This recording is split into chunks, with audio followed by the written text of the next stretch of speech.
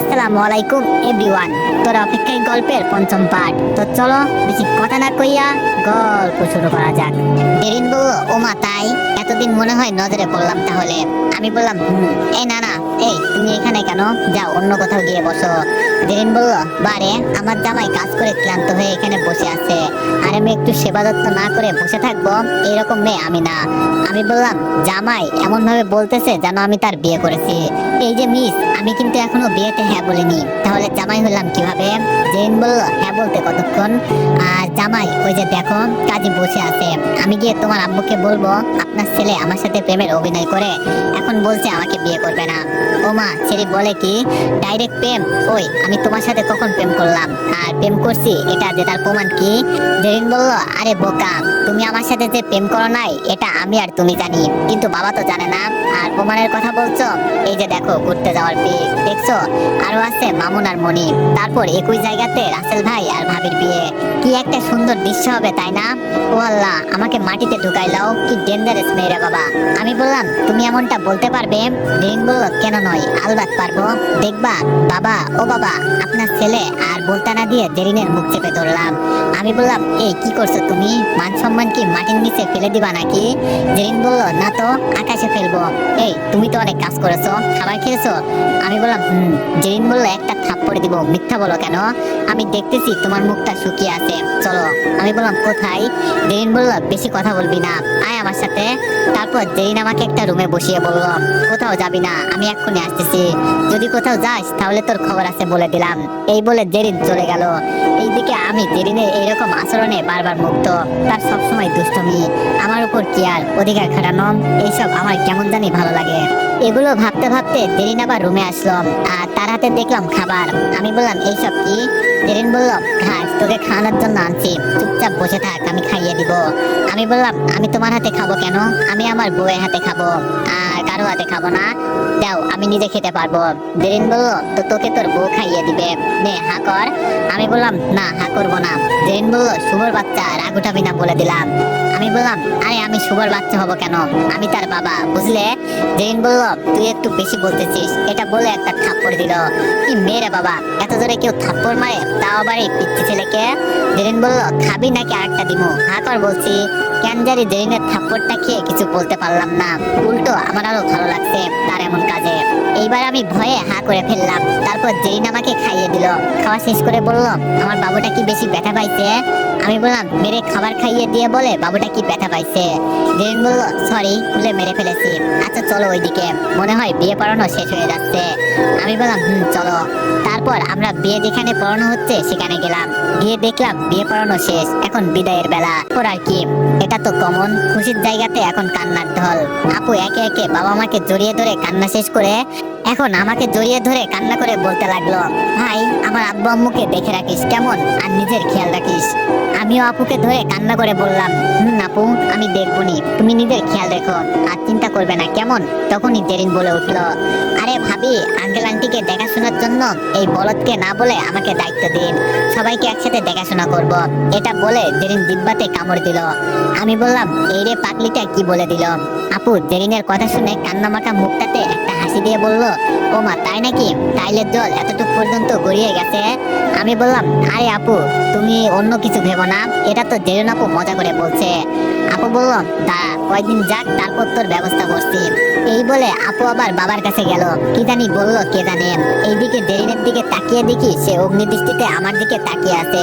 আমি বললাম, এর আবার কি হলো? জেরিন বলল, তোকে তো আমি পরে দেখে নিবনি কুত্তা। এই বলে জেরিন চলে গেল। আমি দেরি না করে দুলাভাইকে জড়িয়ে ধরে বললাম, ভাই আমার একটা মাত্র বোন, আমি অনেক ভালোবাসি। আপু যদি কখনো কোনো ভুল করে তাহলে একটু দেখিয়েন, আর আপুকে খেয়াল রাখবেন কিন্তু। দুলাভাই বলল, তুমি চিন্তা করো না, আমি সব সামলে নিব। তারপর দুলাভাইকে ছেড়ে দিয়ে আপুকে বিদায় দিয়ে বাসায় আসতেই বাসাটায় কেমন ফাঁকা ফাঁকা লাগছে। আগে অনেকটা ভরা লাগতো বাসাটা, আপু যেতে না যেতেই কি এক নিস্তব্ধ হয়ে গেল বাসাটা। এইসব ভাবতেছি তখনই আমার হাতে থাকা ফোনটা বেজে উঠলো। তাকিয়ে দেখি সেই সকালের নাম্বারটা, তাই আর ধরলাম না, অনেক ক্লান্ত লাগছে, রুমে গিয়ে রেস্ট নিতে হবে, তাই রুমে যেতে লাগলাম। এইদিকে সেই নাম্বার থেকে এক নাগারে ফোন আসতেছে, তাই মোবাইলটা বন্ধ করে ফ্রেশ হতে গেলাম। ফ্রেশ হয়ে বিছানায় গায়ে দিয়ে দিতে ঘুমিয়ে গেলাম। সকাল 10টার দিকে ঘুম ভাঙলো। আমার মা আরো আগেই ডাকছিল, কিন্তু উঠতে পারিনি। নাস্তা করে বাইরে এদিক ওইদিক ঘুরতে ঘুরতে আজকের দিনটা কেটে গেল। মামুন তার খালার বাড়ি মানে আপুর শ্বশুর বাড়ি গিয়েছে, ওখানে 7 দিন থাকবে। এখন বাসায় থাকতে কেমন লাগে? আগে আপু থাকলে বাসা থেকে বের হতে ভালো লাগতো না। সন্ধ্যায় বাসায় এসে রুমে ঢুকে ফ্রেশ হয়ে খাটে বসে ফোনটা অন করলাম। সেই কাল রাতে ফোন অফ করছিলাম, আসলে তখন কেমন যেন লাগছিল তাই ফোন অফ করে দিলাম। ফোন অন করতে আমি অবাক, অপরিচিত নাম্বার থেকে প্রায় 100+ কল, আর জেরিনের নাম্বার থেকে 200+ কল। কি রে ভাই, জেরিন না হয় এতগুলো ফোন দিছে, কিন্তু এই নাম্বার থেকে এত কল কেন? আমার তো মাথায় কিছুই ঢুকছে না। এমন সময় আবার হাতের ফোনটা বেজে উঠলো, তাই ফোনের দিকে তাকাতেই দেখি জেরিন। কল রিসিভ করতে জেরিন বলল, কুত্তা বিলাই হনুমান, কাল থেকে ফোন বন্ধ করে কেন রাখছোস? আমি বললাম, দেখো জেরিন, ফোনে চার্জ ছিল না তাই। জেরিন বলল, ফোনে চার্জ তো বাহানা, তুই আমার উপর বিরক্ত হয়ে ফোন বন্ধ রাখছোস তাই তো? আমি বললাম, আজব, আমি তোমার উপর বিরক্ত কেন হব? জেরিন বলল, বিরক্ত হইছোস কারণ আমি তোকে সারাদিন ভালোবাসি বলি, আর যদি বিরক্ত না হতি তাহলে ফোনে চার্জ দিতে একদিন লাগে না। আমাকে কি বোকা পাইছোস? আমি বললাম, দেখো, কাল ভালো লাগেনি তাই চার্জ দিতে ভুলে গিয়েছি, তাই আজ সকালের দিকে ফোনে চার্জ দিয়ে বাইরে ঘুরতে গিয়েছিলাম, আর এখন আসছি, এসে ফোন খুলতে দেখি তুমি কল দিছো। জেরিন বলল, হয়েছে হয়েছে, আমাকে আর কিছু রিজন দিতে হবে না, আমি আর তোকে বিরক্ত করব না, তোকে অনেক বিরক্ত করছি, আর করব না। আমি বললাম, তুমি আমার কথাটা বিশ্বাস করো জেরিন? এটা বলার আগেই ফোনটা কেটে দিল, তাই আমি আবার ফোন করলাম, কিন্তু ফোন তুলতেছে না। এখন আপনারা বলেন কেমনটা লাগে? জেরিন আমার একটা কথাও শুনলো না, কি করব, শালা কপালটাই খারাপ। আচ্ছা, মামুনকে কল দিলে কেমন হয়? যেই ভাবা সেই কাজ। হ্যালো মামুন, কি অবস্থা? মামুন বলল, শালা আজ একদিন হয়ে গেল, আজ আইসোস খবর নিতে? আমি বললাম, মামা কাল থেকে ভালো লাগছিল না, ফোন বন্ধ ছিল, মাত্র খুললাম। মামুন বলল, এইদিকে তোমার ফোন বন্ধ পেয়ে কেউ একজন পাগল হয়ে যাচ্ছে, তোমার কি সেই দিকে খবর আছে?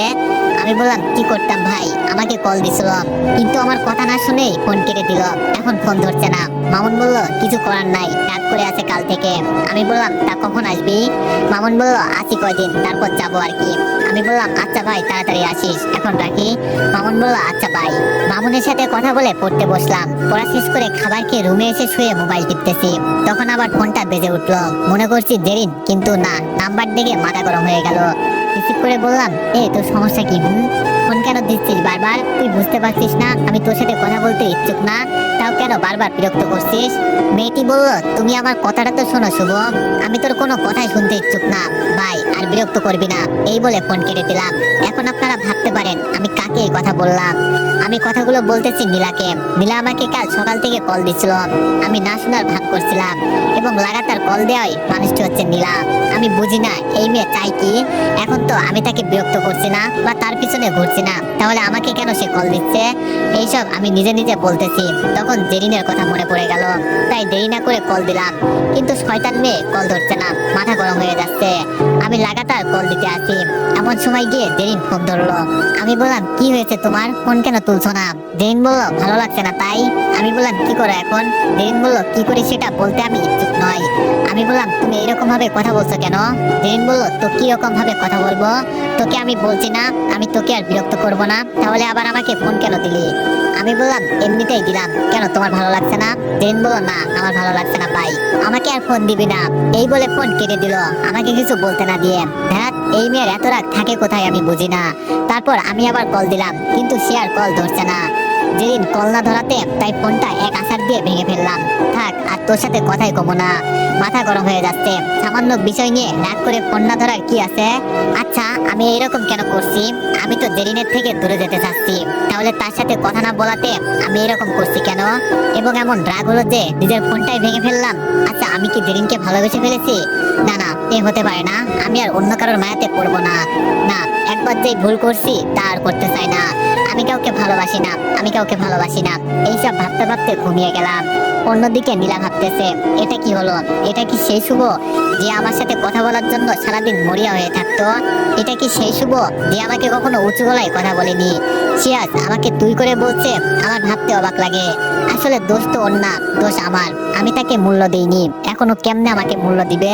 এখন বুঝতে পারছি আমি কত মূল্যবান জিনিস হারিয়ে ফেলেছি। কিন্তু আমার যে করেই হোক তাকে আমার প্রয়োজন। আমি শুধু শুভকে চাই, সেটার জন্য আমাকে যেটা করতে হবে আমি সেটাই করব।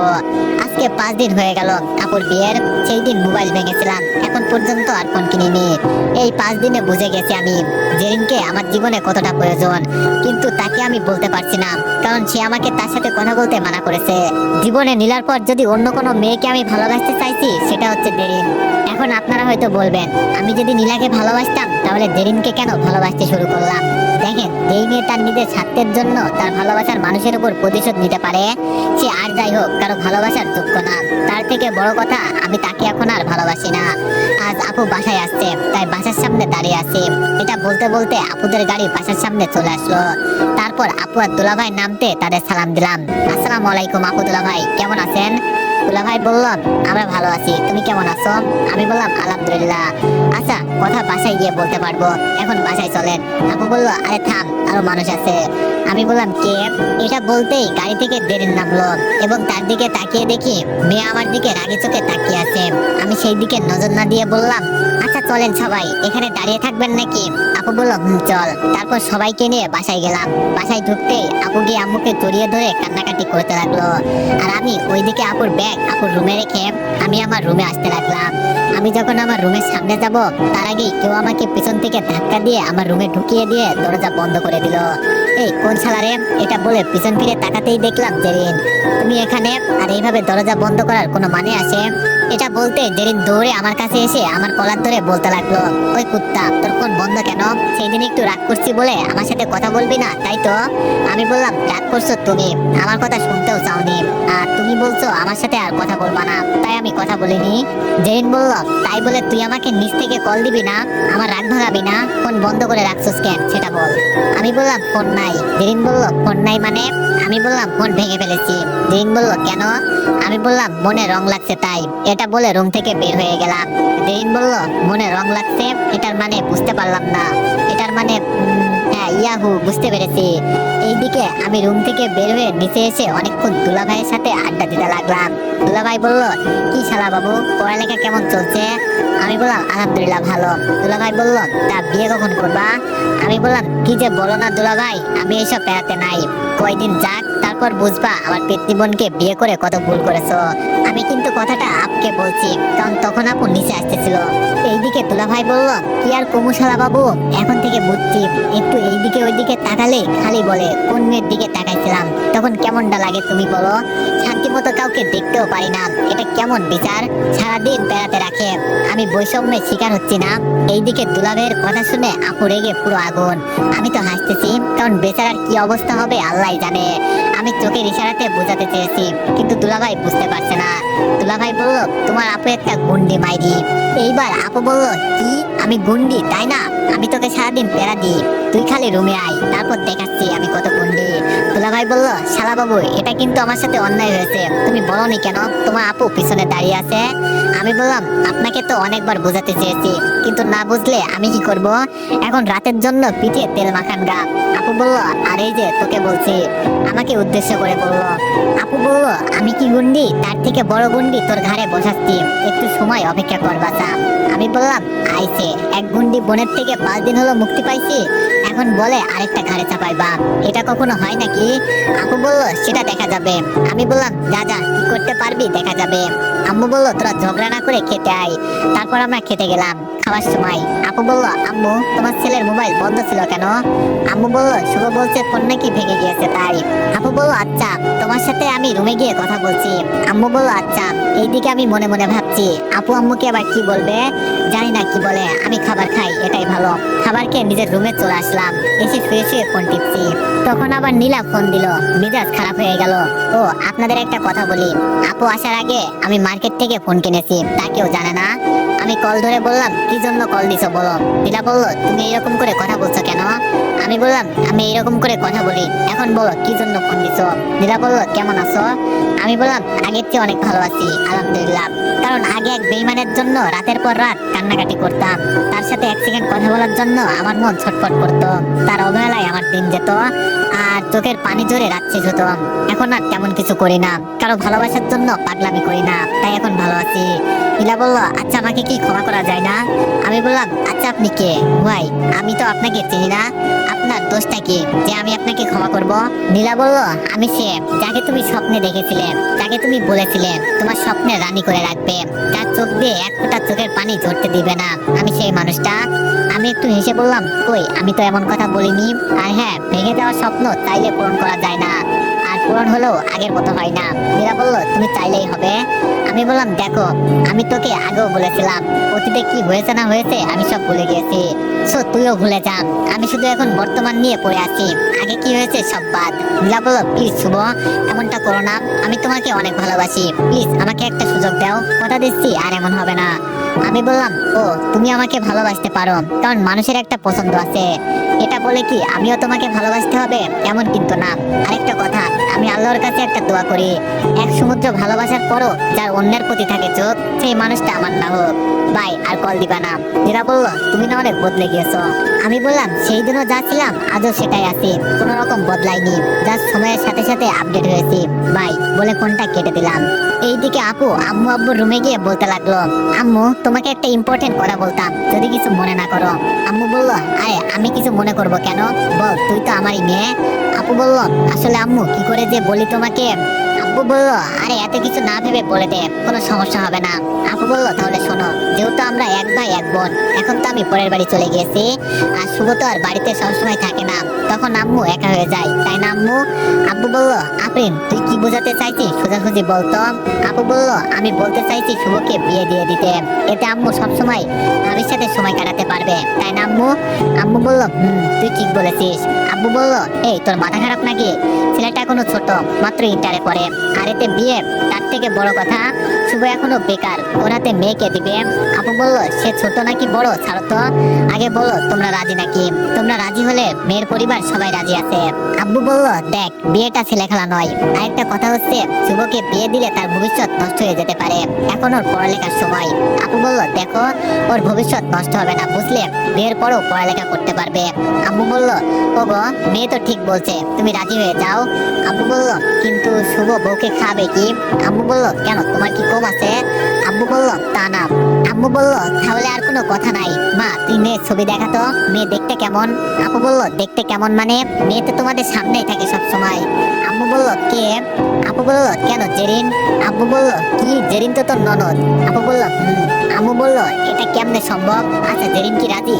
আপু বলল, কি যে বলো না আম্মু, জেরিন তোমার ছেলেকে অনেক ভালোবাসে, আজ 5 দিন শুভর মোবাইল বন্ধ ছিল বলে মেয়েটা পাগল হয়ে যাচ্ছিল, খাওয়া দাওয়া একেবারে ছেড়ে দিয়েছিল, আর আমরা তো আরো পরে আসতাম, জেরিনের পাগলামির জন্য আজ আসতে হয়েছে।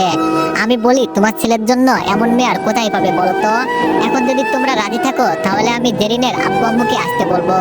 আব্বু বলল, আচ্ছা সামনে শুভর ইয়ার ফাইনাল পরীক্ষা, আর জেরিন তো এমনই ফাইনাল পরীক্ষা, তাহলে বলতে চাইছি তাদের পরীক্ষার পরে এই বিষয়ে কথা বললে কেমন হয়? আপু বলল, আচ্ছা তোমাদের যেটা ভালো মনে হয়, আমি গেলাম। এটা বলে আপু চলে গেল। আম্মু বলল, ওগো, ঘরে কিন্তু বৌমা আসলে আমার ভালো হবে, ঘরটা আবার আগের মতো হয়ে যাবে। আব্বু বলল, আচ্ছা দেখা যাক। এইদিকে আমি নীলার সাথে কথা শেষ করে ঘুমিয়ে গেলাম। সকালবেলায় বুকে ভারী কিছু অনুভব করতে ঘুম ভেঙে গেল, তাকিয়ে দেখি জেরিন আমার বুকে মাথা রেখে শুয়ে আছে। আমি এটা দেখে, এই মেয়ে তুমি আমার বুকে কেন? জেরিন আমার কথা শুনে চমকে উঠল। জেরিন বলল, কেন উঠবো, এটা আমার জায়গা বুঝলে, আমি উঠবো না। আমি বললাম, দেখো, পাগলামি করো না তো, ওঠো, আম্মু দেখলে অনেক বড় কিছু হয়ে যাবে। জেরিন বলল, কিছু হবে না, আমি আমার জামাইয়ের বুকে মাথা রাখছি, এটাতে কার কি? আমি বললাম, এই আমরা কখন বিয়ে করলাম যে আমি তোমার জামাই হয়ে গেলাম? এই সরো সরো, তোমার মতো পিতনিকে কে বিয়ে করবে? জেরিন বলল, তুই করবি, আর কে? আমার কি বিয়ে করার জন্য মেয়ের অভাব পড়ছে নাকি যে তোমার মতো ডাইনিকে বিয়ে করব? এটা বলতেই জেরিন আমার পেটের উপর উঠে বসে বলতে লাগলো, কি বললি কুত্তা, তোর মেয়ের অভাব হবে না তাই না? আমিও দেখবো তোকে কোন পেতনি বিয়ে করে। আমি বললাম, কেন, যেমন তোমার মতো ডাইনি আসছে তেমন পেতনি আসবে আর কি। জেরিন বলল, ওই বেটা, তোকে কিছু বলছি না বলে কি যেটা ইচ্ছে সেটা বলবি নাকি? তুই প্রথমে পেতনি বলছিস, তখন কিছু বলিনি, কিন্তু এখন ডাইনি, তোর অপমান এটা আমি মানবো না, তুই আমাকে বিয়ে করবি না? আমি বললাম, না। জেরিন বলল, করবি না? আমি বললাম, না। জেরিন এইবার যেটা করলো সেটা আমি কখনোই ভাবতে পারিনি। জেরিন আমাকে বলল, দাঁড়া দেখাচ্ছি, এই বলে আমার পেটে চাপ দিতে লাগলো। আমি বললাম, ও মা গো, আল্লাহ গো, আমার এই আটার বাস্তা থেকে বাঁচাও। জেরিন বলল, আগে বল বিয়ে করবি? আমি বললাম, না, করবো না। জেরিন এইবার আরো জোরে চাপতে লাগলো। বল বিয়ে করবি? আমি বললাম করব করব, প্লিজ পেট থেকে ওঠো। জেরিন বলল এই তো আমার লক্ষ্মী বাবুটা আমার সব কথা শোনে। এটা বলে আমার পেট থেকে উঠে গেল। আমি বললাম ও আল্লাহ, বেঁচে গেলাম, কি গুন্ডি বাবা। এখন বুঝতে পারছি আমার ভবিষ্যৎ অন্ধকার হয়ে যাবে যদি এই মেয়ের পাল্লায় পড়ি। আমি বললাম আচ্ছা, আমি ভাবছি মেয়েরা তো আটা ময়দা মুখে মাখে, তাহলে আটার বস্তার ওজন শরীরে আসলো কি করে জেরিন? জেরিন বলল কি বললি কুত্তা, তুই দাঁড়া হারামজাদা। আরে আমাকে আর পাই থেকে এক দৌড়ে ওয়াশরুমে ঢুকে গেলাম। জেরিন বলল বের হ, তারপর বুঝামো আটার ওজন কোথা থেকে আসে। আম্মু বলল কি রে জেরিন মা, কখন গেলে দে, এখনই হারামজাদাটা ওঠে নাই? জেরিন বলল উঠছে মা, এখন ফ্রেশ হচ্ছে। আম্মু বলল তাহলে তুমি চলে আসো, ও চলে আসবে। জেরিন বলল আচ্ছা। এই বলে জেরিন নিচে চলে গেল। এইদিকে আমি ফ্রেশ হয়ে একেবারে কলেজের জন্য রেডি হয়ে চলে গেলাম নিচে। নিচে যেতেই দেখলাম সবাই আমাদের জন্য অপেক্ষা করছে। আমি বললাম ভাই, আব্বু, আম্মু, আপু, দুলা ভাই এবং রিয়া আপু, তোমরা কেমন আছো? এটা বলতে সবাই ভালো আছি বলে আমার দিকে চোখগুলো বড় বড় করে তাকিয়ে আছে। কিন্তু জেরিন রাগি চোখে তাকিয়ে আছে, সেটার কারণ কিন্তু আমি জানি, কিন্তু আব্বু আম্মুরা কেন তাই বলে উঠলো। আমি বললাম কি হলো, আমি কি এলিয়েন নাকি এইভাবে তাকিয়ে থাকতে হবে? আম্মু বলল না না, এলিয়েন হবি কেন, এমনি তোকে আর সুন্দর লাগছে। আমি একটু ভাব নিয়ে বললাম সেটা তো আমাকে প্রতিদিন লাগে, কিন্তু তোমাদের চোখে লাগে না। আজ কি করে যে তোমাদের চোখে লাগলো আমি নিজেও জানি না। আবু বলল হয়েছে, আর নিজে নিজের ঢোল পিটাতে হবে না, এখন খাতো, এমনি অনেক দেরি করে উঠেছিস ঘুম থেকে। আমি কি করব বল, আমার রাতে ঘুম হয় না, আর দিনে ঘুম ভাঙতে চায় না। জেরিন বলল কেমনে ঘুম ভাঙবে, সারা রাত তো মেয়েদের সাথে টাঙ্কি মারতে মারতে সকাল হয়ে যায়। আমি বললাম হ্যাঁ আপনাকে বলছে। জেরিন বলল বলা লাগবে না, আমি জানি। আমি বললাম আপনি প্রচুর জানেন। এইদিকে আব্বু আম্মুকে চুপি চুপি বলছে ওই দেখছো তোমার ছেলে আর জেরিন কিন্তু ভারত পাকিস্তান, আর তোমরা বলছো তাদের বিয়ে দিবে। আম্মু বলল তুমি চুপ করো, এটার মাঝে ভালোবাসা লুকিয়ে আছে, তুমি কি করে বুঝবে? আব্বু বলল আচ্ছা এটা না হয় মানলাম, কিন্তু আপু বলছে যে এটা। আম্মু বলল ওই তুমি জানো না, এখন বেশি আপু বলা ভবিষ্যৎ বউয়ের লক্ষণ। তুমি তো আমাকে শুরুতে আপু বলতে, কলেজে আরাজ বউ। চুপচাপ বেশি পেঁচাল না করে খাও তো দেখি। এইদিকে আমি আর জেরিন একজন আরেকজনের সাথে কথা কাটাকাটি করছি। আপু বলল শুভ এইবার চুপ করবি? জেরিন চুপ করো বলছি। আপুর ধমক শুনে আমি আর জেরিন চুপ করে খেতে লাগলাম। এইদিকে দুলাভাই বলল ওই এদের মাঝে মোটেও মিল নেই, আর তুমি ভাবছো বিয়ে দিবে? আপু বলল এটা তোমার সমস্যা। দুলাভাই বলল না। আপু বলল তাহলে বেশি না কথা বলে চুপচাপ খাও। এইদিকে জেরিন মনে মনে বলল কুত্তা, তুই আমাকে আপু বলছিস তাই না, দাঁড়া দেখাচ্ছি। এই বলে জেরিন আমার পায়ে দিল একটা চিমটি। আমি একটু চিৎকার দিলাম। আপু বলল কি রে তোর আবার কি হলো? আমি বললাম না কিছু না, জিহ্বাতে কামড় দিছি তাই। আপু বলল ও একটু দেখে খাবি না? আমি বললাম শালি তুই আমার পায়ে চিমটি দিতেছ না, এইবার তুই নে। এই বলে আমি দিলাম জোরে একটা চিমটি। আমি এমন জোরে চিমটি দিছি আমার চিমটিকে জোরে চিৎকার দিল। আর আমি তো পুরো অবাক, কি রে এটা কি হলো? চিমটি দিলাম মেয়েকে, চিৎকার দিল ছেলে। সামনে তাকিয়ে দেখি দুলাভাই চিৎকার দিল। আমি এটা দেখে জেরিনের দিকে তাকাতেই সে আমাকে চোখ টিপ মেরে দিল, শয়তান ফাজিল মেয়ে। আপু বলল এই কি হয়েছে, তুমিও কি শুভর মতো জিহ্বাতে কামড় দিছো নাকি? এইদিকে দুলাভাই লজ্জায় কিছু বলতে পারছে না বেচারা। দুলাভাই বলল আপু বলল উফ তোমাদের নিয়ে আর পারলাম না, দুইজন একই সেম। আচ্ছা আস্তে আস্তে খাও। তারপর আমরা আবার খাবার খেতে শুরু করলাম। খাওয়া শেষ করে বাসা থেকে বের হতে লাগলাম। আম্মু বলল কোথায় যাচ্ছিস? আমি বললাম কলেজে। আম্মু বলল দাঁড়িয়ে থাক, বেরোনো যাবে। আমি বললাম তো আমি কি করব, সে কি নিজে যেতে পারে না? আম্মু বলল বেশি কথা বলবি না, দাঁড়িয়ে থাক, জেরিন আসতেছে। আর কি করার, আমি দাঁড়িয়ে রইলাম। একটু পর জেরিন সিঁড়ি দিয়ে নিচে নামতেছে, আর আমি তার দিকে তাকিয়ে আছি। টানা টানা চোখ, ঠোঁটে হালকা মিষ্টি হাসি, নীল একটা থ্রি পিস, মাথায় অতি সুন্দরভাবে হিজাব পড়েছে, একদম মায়াবী রাজ্যের শেহজাদির মতো। কি সুন্দর না লাগছে বলে বোঝাতে পারবো না। আমি শুধু তার মুচকি হাসির প্রেমে পড়েছি। কাজল কালো মায়াবী চোখে তোমার মুখে হাসি, তোমার দিকে তাকালেই ইয়াস খাই রাশি রাশি। আমি জেরিনের দিকে তাকিয়ে থাকতে থাকতে কখন যে জেরিন আমার সামনে চলে এসেছে সেদিকে আমার কোনো খেয়াল নেই। জেরিন বলল এই লুচু এইভাবে তাকিয়ে থাকবে নাকি কলেজে যাবে? আমি বললাম না, এইভাবে তাকিয়ে থাকি কেমন? জেরিন বলল তাকিয়ে দেখার সময় সারা জীবন পাবে, এখন চলো। আমি বললাম সারা জীবন কি আমি তোমার দিকে তাকিয়েছিলাম নাকি? জেরিন বলল তাহলে কার দিকে তাকিয়েছিলে? আমি বললাম আমি তাকিয়েছিলাম একটা পরীর দিকে। জেরিন বলল ওমা তাই? আমি বললাম আর এত খুশি হওয়ার কারণ নেই, আমি তোমাকে বলিনি, তুমি তো একটা পেতনি। জেরিন বলল কি আমি পেতনি? দাঁড়া।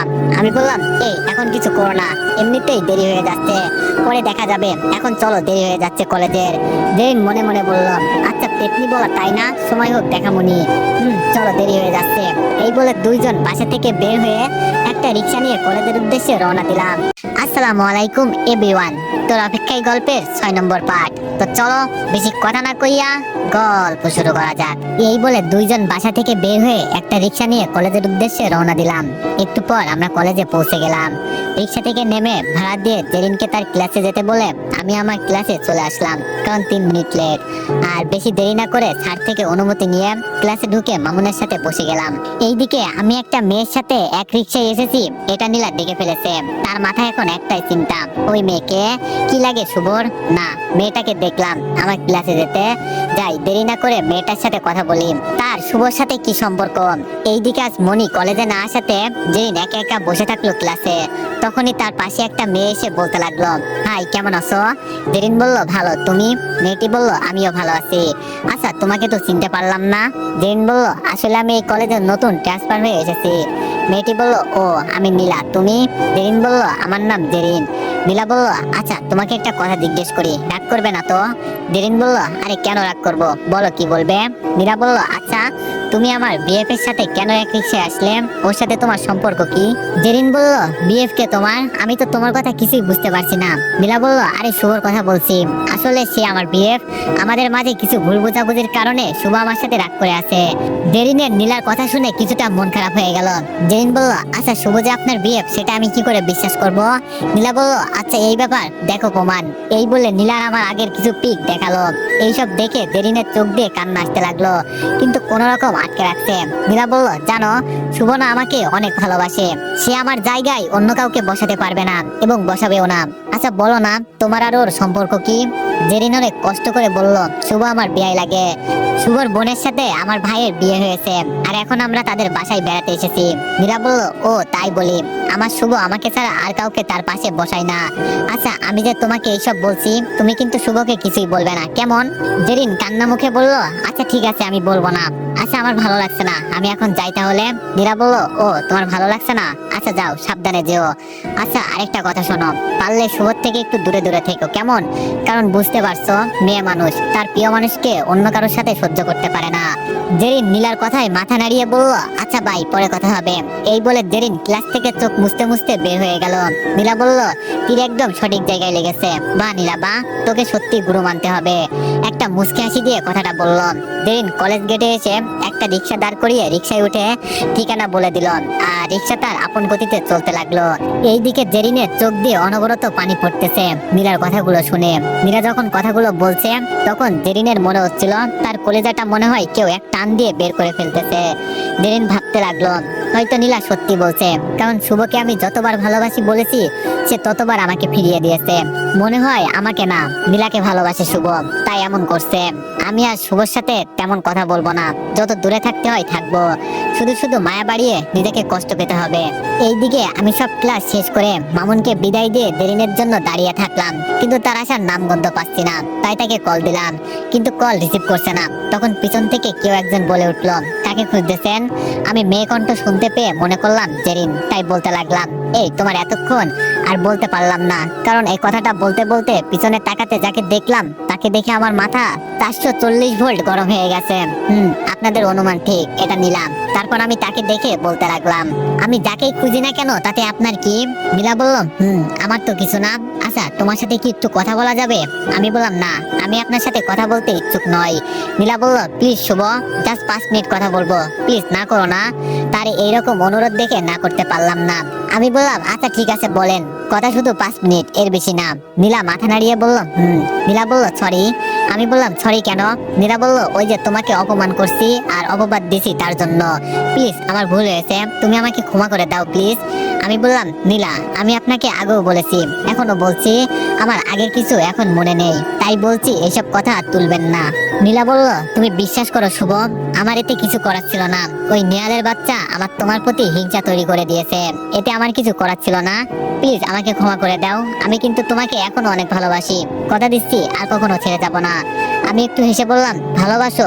তুমি আমাকে এখনো ভালোবাসো? নীলা বলল সত্যি। আমি বললাম আরে তুমি আমাকে কখনো ভালোবাসোনি, তাহলে এখন কিভাবে ভালোবাসলে? তুমি যদি আমাকে ভালোবাসতে তাহলে ওই নেয়ালের কথা ধরে আমার উপর প্রতিশোধ নিতে না। আরো বলতে আমি শুভকে ভালোবাসি, কিন্তু তুমি তো আমাকে ভালোবাসোনি, আর ছেড়ে যাওয়ার কথা বলছো, হাসালে। জানো আমার এখন অনেক হাসি পাচ্ছে তোমার কথাগুলো শুনে। মীরা বলল, এমন করে বলো না, সত্যি আমি তোমাকে অনেক ভালোবাসি, একটিবার সুযোগ দাও, আর ছেড়ে যাব না। আমি বললাম, আরে আর কত মিথ্যা বলবা, আচ্ছা একটা কথা বলতে পারবা? মীরা বলল, কি? আমি বললাম, এইরকম মিথ্যা বলে কয়জন ছেলের জীবন নিয়ে খেলেছ? মীরা বলল, সত্যি আমি মিথ্যা বলছি না, আমি তোমাকে ছাড়া অন্য কাউকে ভালোবাসিনি। আমি বললাম, তাহলে নেহাল কে ছিল? মীরা বলল, তখন আমি বুঝতে পারিনি, বিশ্বাস করো আমি সত্যি তোমাকে ভালোবাসি, আর ছেড়ে যাব না। আমি বললাম, এই ছেড়ে যাব না কথাটা আমার কোলে মাথা রেখে বলেছিলে, কিন্তু দেখো আজ আমরা এক হাত দূরে থেকেও অনেক দূরে। নীলা এবার আমার হাত ধরে বলতে লাগলো, প্লিজ তুমি একটাবার কাছে টেনে নাও। আমি বললাম, একটাবার কাছে আসার কারণ হচ্ছে প্রথমবার তো জীবন নষ্ট করতে পারোনি, এইবার একেবারে শেষ করতে আমার জীবনে আসতে চেয়েছেন তাই না? নীলা বলল, প্লিজ এমন কোনো কিছু আমার উদ্দেশ্য না, আমার শুধু তোমাকে লাগবে। আমি বললাম, হাত ছাড়েন। নীলা বলল, প্লিজ আমাকে বলো তুমি আমাকে ভালোবাসো, আমি জানি তুমি এখনো আমাকে ভালোবাসো। আমি আবারও বলছি, হাত ছাড়েন। নীলা বলল, না আগে বলো তুমি আমাকে ভালোবাসো। এইবার মাথা পুরো গরম হয়ে গেছে, তাই জোরে চিৎকার দিয়ে বললাম, হাত ছাড়। আমি জোরে চিৎকার করাতে নীলা আমার হাত ছেড়ে দিল। আমি বললাম, আপনার সাহস কি করে হলো আমার শরীর টাচ করার? আপনি বলছেন না আমি আপনাকে আজও ভালোবাসি, আসলে এটা ভুল। আমি যদি জীবনে একটা মানুষকে প্রচুর ভালোবেসেছিলাম সেটা হচ্ছে আপনি, আর যদি একটা মানুষকে জীবনে ঘৃণা করে থাকি সেটা হচ্ছেন আপনি। আমি আপনাকে আর কখনো ভালোবাসবো না, শুধু ঘৃণা করে যাব। বাই, আর কখনো আমার সামনে এসে এইভাবে ভালোবাসার কথা বলবেন না। এই বলে আমি সেখান থেকে একটা রিক্সা নিয়ে বাসায় চলে আসতে লাগলাম। দেখি কিভাবে যখন ইচ্ছা বলবে ভালোবাসি, যখন ইচ্ছা বলবে তোমাকে ভালোবাসি না। কি জীবনটা কি ছেলে খেলা নাকি? আজ এদের মতো কিছু মেয়েদের জন্য সব মেয়েকে খারাপ বলে। তুমি যদি ভালোবাসতে না পারো তাহলে ভালোবাসা দেখায়ও না, তুমি যদি আগলে রাখতে না পারো তাহলে আগলে রাখা শিখায়ও না, তুমি যদি বিশ্বাস না করো তাহলে অন্যকে বিশ্বাস করা শিখায়ও না, তুমি যদি মায়াতে না পড়ো তাহলে অন্যকে মায়া দেখালে কেন? তুমি নিজের মতো থাকো, আর তাকে নিজের মতো থাকতে দিও। তা অন্যের ইমোশন জীবন নিয়ে খেলা করো না, তোমার কোনো অধিকার নেই অন্যের জীবন নিয়ে খেলা করার। এইসব বলতে বলতে বাসায় চলে আসলাম। এইদিকে নীলা দাঁড়িয়ে দাঁড়িয়ে বলতে লাগলো, তুমি যত আমাকে এড়িয়ে চলতে বলো বাচ্চা, আমি কিন্তু তোমার পিছন ছাড়বো না, তোমাকেই আমার লাগবে। তুমি ছাড়া আমার এই জীবন শূন্য, তাই তো পরিপূর্ণ করতে তোমাকেই লাগবে। অন্যদিকে জেরিন কলেজ থেকে আমাদের বাসায় এসে ভাবতে লাগলো, না শুভ যখন আমাকে ভালোবাসে না, আমি শুধু শুধু তার পিছনে ঘুরে তার বিরক্তির কারণ হয়ে লাভ নেই, তার থেকে বরং আমি তাকে তার মতো থাকতে দেই, আর আমি আমার মতো থাকি। আর আজ বিকালে মামুনদের ওখানে চলে যাব। আমার সাথে কথা না বলে যদি কারো দিন ভালো যায়, তবে আমিও তার ভালো থাকাটা নষ্ট করতে চাই না। আর আজ থেকে শুভর সাথে কোনো যোগাযোগ রাখবো না, আমি তো তাকে ভালোবাসি। আর ভালোবাসা মানে এটা নাই যে তাকে পেতে হবে, ভালোবাসার মানে হচ্ছে তার খুশিতেই আমার খুশি। সে যেখানে থাকুক না কেন আমি চাই সে সুখী থাকুক। আমি না হয় তার পথের দিকে চেয়ে একটা কাটিয়ে দিব সুখ, আমি না হয় তার অপেক্ষায় থাকবো। এমন হতে পারে সে আমার ভালোবাসা বুঝতে পারে আবার আমাকে খুঁজবে, আমি না হয় ততদিন পর্যন্ত তার অপেক্ষায় থাকবো। আমি বাসায় এসে রুমে ঢুকে ফ্রেশ হয়ে দুপুরের খাবার খেতে গেলাম। সবাই খাবার খেয়েছে, এখন শুধু আমি বাকি। তারপর আম্মু খাবার দিতে আমি খেয়ে রুমে এসে একটা লম্বা ঘুম দিলাম। বিকালে ঘুম থেকে উঠতে মামুন আড্ডা দেওয়ার জন্য ফোন দিয়েছিল, তাই তাদের সেখানে আড্ডা দিতে চলে আসলাম। আড্ডা দিয়ে সন্ধ্যায় বাসায় ফিরে রুমে বসে পড়তে লাগলাম। হঠাৎ মনে হলো জেরিনের কথা। আজ জেরিনের কি হলো? সে তো আমার সাথে কথা বলতে আসে, খোঁজ নেয়, কিন্তু আজ আসলো না কেন? আর আজ কলেজ থেকে আমাকে কিছু না বলেই চলে আসছে। যাই তার রুমে গিয়ে দেখি কি করছে মেয়েটা। যেই ভাবা সেই কাজ, আমি দেরি না করে জেরিনের রুমে গেলাম, কিন্তু তাকে দেখতে পেলাম না। তাই ছাদে গেলাম, সেখানেও দেখতে পেলাম না। ছাদ থেকে নিচে নামতে আপুকে দেখলাম টিভি দেখতেছে। আমি গিয়ে আপুকে বললাম, আপু জেরিন কোথায়? জেরিনকে তো দেখতে পাচ্ছি না। আপু বলল, জেরিন মামুনদের বাসায় চলে গিয়েছে। আমি বললাম, কখন আসবে? আসতে দেরি হলে আমি কি নিয়ে আসতে যাবো নাকি? আপু বলল, তার প্রয়োজন নেই, সে একেবারে চলে গিয়েছে। আমি বললাম, কি মানে? কি একেবারে মানে? তোমরা ওকে যেতে দিয়েছো কেন?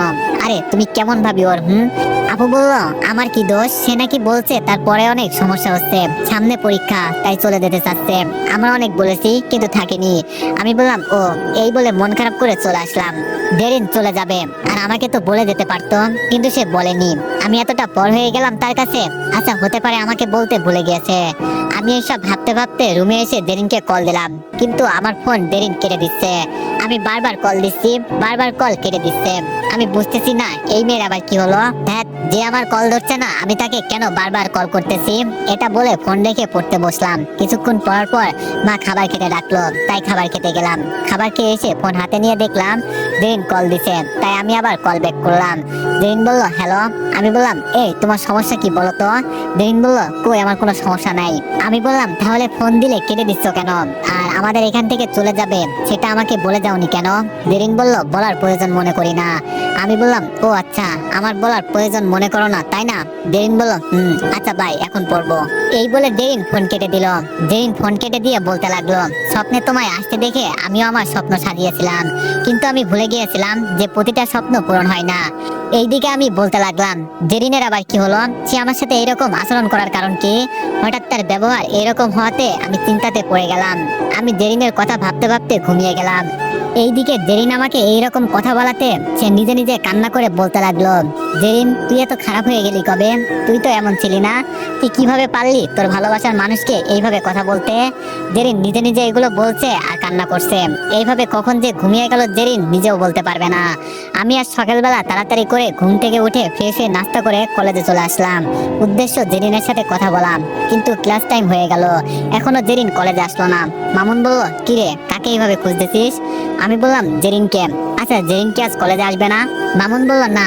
আমি মন খারাপ করে বললাম কেন কি হয়েছে। মামুন বলল মনি আর জেরিন তারা বাড়িতে গেছে। আমি বললাম কেন, কাল তো মাত্র আসলো। মামুন বলল জেরিনের মা নাকি অসুস্থ তাই। আমি বললাম ও আচ্ছা চল ক্লাসে। তারপর দুইজন মিলে ক্লাস করতে লাগলাম। ক্লাস করে কলেজ থেকে বাসায় এসে জেরিনকে কল দিলাম, কিন্তু কল ধরেনি, তাই ঘুমিয়ে গেলাম। বিকালে ঘুম থেকে উঠে আবার কল দিলাম, তাও ধরেনি। মনকে বুঝ দিলাম হয়তো তার মার সেবা করছে। রাতেও কল দিলাম, তাও ধরেনি। তখন মনকে বুঝালাম আজ 4 দিন হয়ে গেল জেরিনের সাথে আমার কোনো যোগাযোগ নেই। আমি এই 4 দিনে এমন কোনো ঘন্টা নেই যে তাকে কল দিইনি, কিন্তু সে আমার কল ধরেনি এবং আমাকে একটিবার কল করেনি। আমার সাথে কেন সবাই এরকম করে, যাকে ভালোবেসে যায় সেই অবহেলা করে দূরে সরে যায়। আমি জেরিনকে ভালোবেসে ফেলেছি। এই 4 দিনে সে আমার সাথে কথা বলেনি, এতে আমি বুঝতে পেরেছি জেরিন আমার জীবনের একটা অংশ হয়ে উঠেছে, যাকে ছাড়া সেই অংশে অপরিপূর্ণ। এই 4 দিনে তার সাথে কাটানো প্রতিটা মুহূর্তে প্রতিটা ঘন্টা আমার মনে পড়তে মনের ভিতরে এক শূন্যতা জাগিয়ে তুলছে। আমি এই 4 দিন পুরো অস্থির হয়ে গেছি। যখন কোনো কল বা মেসেজ আসতো না, আমি পাগলের মতো ফোনটাকে হাতে নিয়ে দেখতাম এই তো জেরিন কল বা মেসেজ দিয়েছে এই ভেবে। কিন্তু যখনই ফোন হাতে নিতাম তখন এক বিষণ্ণতা ছেয়ে যেত মনে। আমার মনে হয় জেরিন আমার সাথে এটা ইচ্ছে করে করছে, কারণ আমি তার ভালোবাসা বুঝতে পারিনি, তাই সে আমাকে তার ভালোবাসা বোঝাতে এমন করছে। এটা ভেবে আজ খুশি লাগছে, কাল আমি আমার জেরিনকে দেখতে পাবো, কারণ আপুরা কালকে চলে যাবে আর সাথে আমিও যাব। আর আমি ঠিক করেছি জেরিনকে আমি বলে দিব আমি যে তাকে কতটা ভালোবাসি। আজ রাতটা যেন কাটতেছেই না, মনটা চাচ্ছে আকাশে গিয়ে চাঁদটাকে ডুবিয়ে সূর্যটাকে উদয় করতে। আমি যে আর অপেক্ষা করতে পারছি না, আমার যে খুশির টেলায় ঘুম আসছে না। এইদিকে জেরিন সে প্রতি রাতে কান্না করে বিছানা ভিজিয়ে ফেলে, কারণ তার প্রিয় মানুষটা তাকে প্রতিদিন কল করে, কিন্তু তার কল সে ধরে না। জেরিনেরও মন খারাপ। আর 4 দিন হয়ে গেল শুভর সাথে কোনো কথা হয় না, তার মায়াবী মুখখানা দেখা হয় না। জেরিন বলল আচ্ছা আমি যেমন শুভকে মিস করি সেও কি আমাকে মিস করে। আমি যেমন তার অনুপস্থিতিতে নিজের মাঝে শূন্যতা অনুভব করি, সেও কি এমন শূন্যতা অনুভব করে। হয়তো না, কারণ সে আমার হলেও কি হবে, আমি তো তার না। আচ্ছা আমি যেমন তার সাথে কথা না বলতে পেরে অস্থির হয়ে আছি, সেও কি তেমন অস্থির হয়ে আছে। আমি যে তাকে না দেখতে পেয়ে পাগল হয়ে যাচ্ছি, সেও কি তেমন হচ্ছে। ছিছি, আমি এসব কি ভাবছি, সে তো আমাকে ভালোবাসে না, সে তো নীরাকে ভালোবাসে। আর আমিও না কি পাগল, আমি এইরকম করি বিদায় কি অন্য কেউ করবে নাকি। মনে হয় কারণ মনের জায়গা করে নেওয়াটা বোধহয় ভাগ্যের ব্যাপার, কিন্তু সেই ভাগ্য আমার জন্য লেখা হয়নি। তুমি আমার ভালোবাসা একটি শব্দ পড়তে পারোনি শুভ, আর আমি প্রতিদিন তোমার দেওয়া বেদনাকে রোমান্টিক গল্পের বই মনে করে পড়ে ঘুমিয়ে পড়ি। যেই এইগুলো নিজে নিজে বলছে আর কান্না করছে, এইভাবে সে কখন ঘুমিয়ে গেল নিজেও জানে না। এইদিকে সকালে আপুর ডাকাডাকিতে আমি ঘুম থেকে উঠলাম। আমি বললাম কি হয়েছে আপু, এত ডাকাডাকি কেন করছিস, শান্তি মতো ঘুমাতে দিবি না। আপু বলল এই নবাব, শান্তি মতো ঘুমালে আর কক্সবাজারে যেতে হবে না, তাড়াতাড়ি ওঠ, দেরি হয়ে যাচ্ছে, 8টায় রওনা দিব। আমি বললাম ও আপু আমি ভুলে গিয়েছি, আচ্ছা দাঁড়ান আমি ফিরে এসে 2 মিনিটে রেডি হচ্ছি। আপু বলল আমি দাঁড়াতে পারবো না, আমাকেও রেডি হতে হবে। আমি গেলাম, এই বলে আপু চলে গেল। এইদিকে আমি নাচতে নাচতে ফ্রেশ হতে লাগলাম।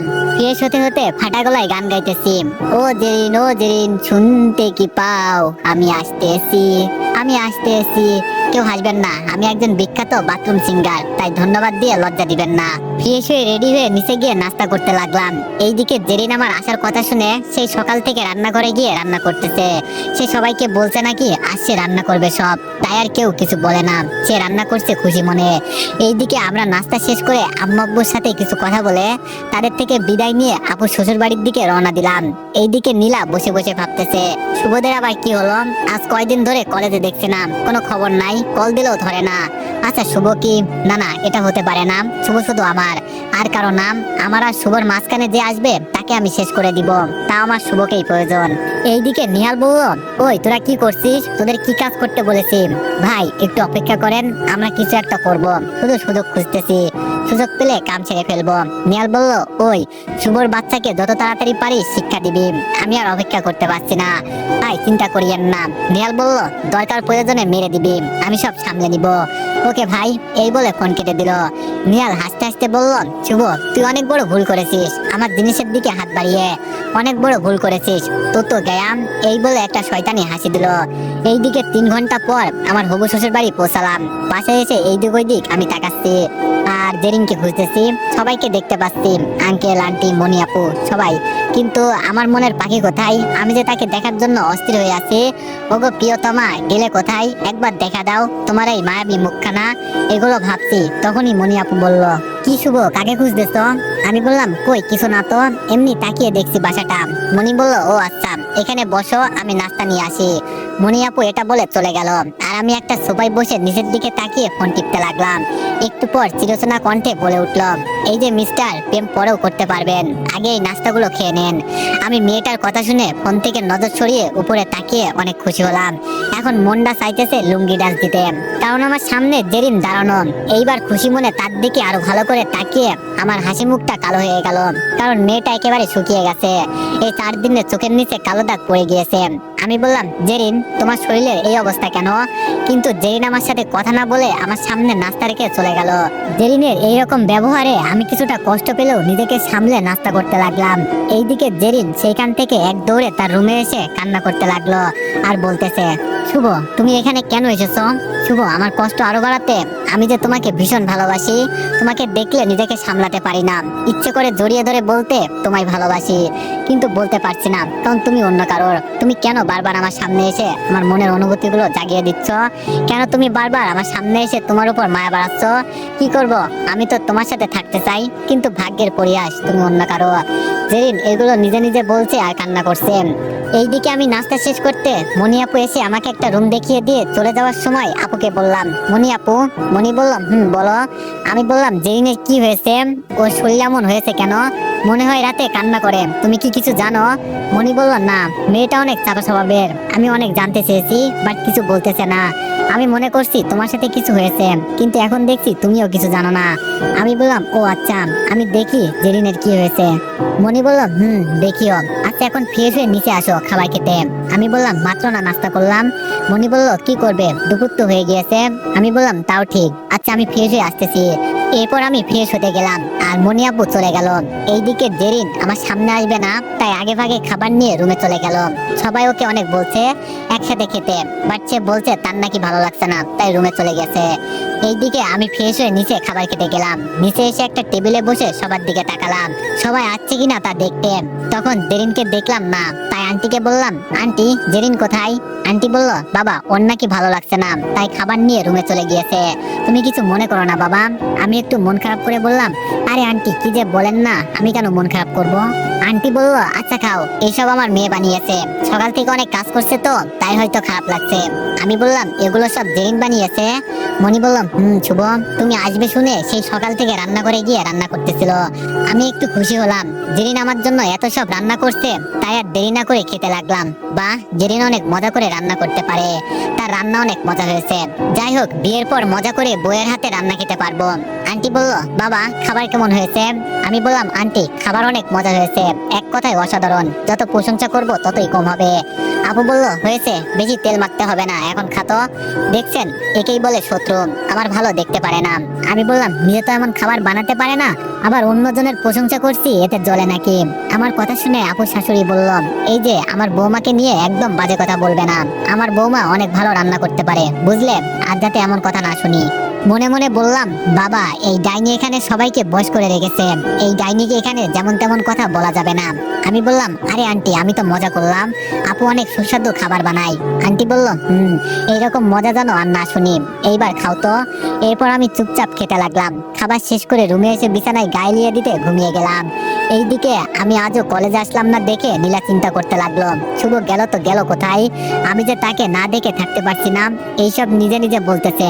তখনই একটা গাছের নিচে মামুনকে বসে থাকতে দেখে নীলার মাথায় আসলো, যদি মামুনকে জিজ্ঞেস করি তাহলে হয়তো বলতে পারবে শুভ কোথায়। এই বলে নীলা মামুনের কাছে গিয়ে বলতে লাগলো, আচ্ছা মামুন, শুভ কোথায়, তাকে তো দেখছি না।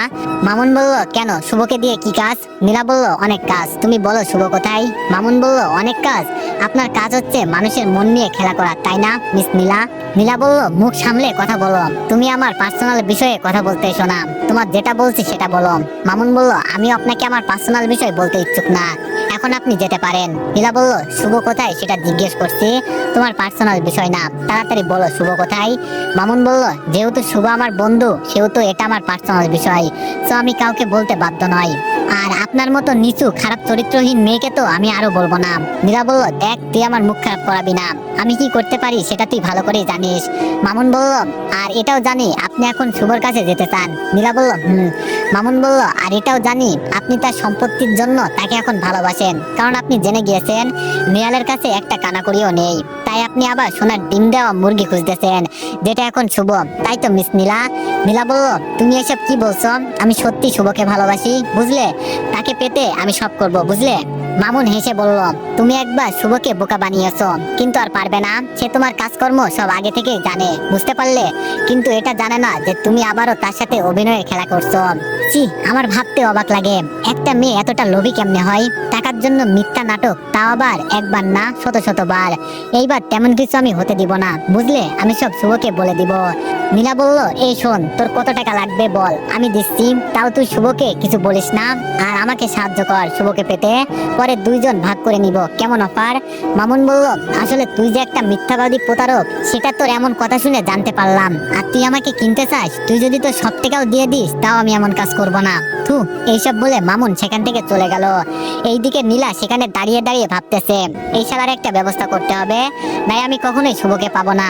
এইদিকে আমি সন্ধ্যাবেলায় ঘুম থেকে উঠে জেরিনের রুমে যেতে লাগলাম, আর ভাবতেছি অনেক দিন হয়ে গেল, মেয়েটার সাথে ঝগড়া দুষ্টুমি করা কথা বলা কিছুই হয়নি, আর সব একদিনে পুষিয়ে ফেলবো। এগুলো ভাবতে ভাবতে তার রুমে গেলাম, কিন্তু তাকে পেলাম না, মনটা খারাপ হয়ে গেল। তাই খুঁজতে খুঁজতে ছাদে গেলাম। ছাদে গিয়ে দেখলাম জেরিন আকাশের দিকে তাকিয়ে কি যেন গভীরভাবে ভাবতেছে। তাই আমি তার পাশে দাঁড়িয়ে বললাম, কি দেখো আকাশে? জেরিন বলল, আকাশ দেখি। স্বপ্ন আমার আকাশ ছোঁয়া, বাস্তবে তাই দিতেছে হাতছানি, হারানোর ভয় নেই যে, নিশ্চয় আমি সে তো জানি। আমি বললাম, বাহ, ছন্দ তো ভালোই বলতে পারো। জেরিন বলল, তাই একটু একটু। আমি বললাম, আচ্ছা তোমার কি হয়েছে একটু বলবো আমাকে? জেরিন বলল, উফ, ভুলে গিয়েছি, আমার তো অনেক পড়া আছে, আমি যাই, পরে কথা হবে। আমি বললাম, আমার কিন্তু এটা জবাব না জেরিন।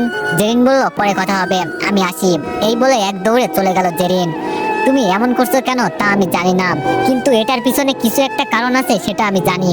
হয়তো এতদিন তুমি আমার পিছনে ঘুরতে বলে এখন আমাকে ঘুরাইতেছো, আমিও দেখমু তুমি আমাকে কত এড়িয়ে চলো মিস জেরিন। আমার জীবনটা মনে হয় এমন হবে, শুধু অবহেলার মাঝে পড়ে থাকবে। এটা বলে আকাশের দিকে তাকিয়ে থাকলাম। রাতের আকাশে তুমি মোর শুকতারা, মনে করেছো তুমি চঞ্চল বিহল দিশেহারা। সেই সন্ধ্যায় ছাদে আসছিলাম, এখনো যাইনি, হাতের ঘড়ির দিকে তাকিয়ে দেখি 9টা বাজে। তখন পিছন থেকে কেউ বলে উঠলো, তো এভরিওয়ান, নেক্সট পার্টের জন্য সবাই অপেক্ষা করো, আর সবাই একটু বেশি বেশি লাইক আর কমেন্ট করে দিও। ধন্যবাদ।